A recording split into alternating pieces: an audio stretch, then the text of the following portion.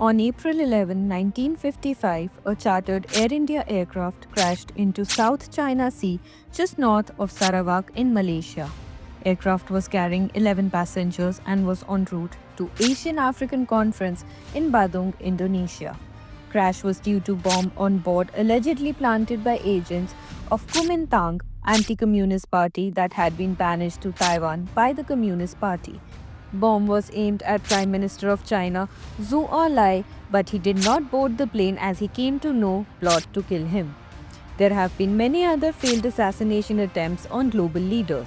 Cuban leader Fidel Castro is said to have been targeted 634 times by CIA and his opponents based in US. In 1960, CIA attempted to assassinate Castro by lacing a cigar with botulinum toxin enough to kill anyone who took a puff. PLO leader Yasser Arafat was targeted 13 times by Israel. In 1985, Israeli jets bombed PLO headquarters in Tunisia under Operation Wooden Leg, aiming to kill Arafat. He survived. In 1966, Air India Flight 101 crashed into Mont Blanc, killing Homi Bhabha, father of Indian Atomic Energy Program, and 116 other passengers. Crash was a suspected assassination plot by CIA.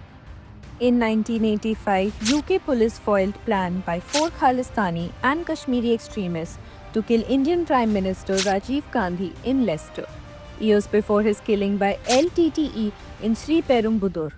In 1988, in a suspected assassination, Pakistani General Zia-ul Haq died in a plane crash along with US Ambassador Arnold Raffel. As of 2020, Global Terrorism Database has documented over 19,000 assassinations.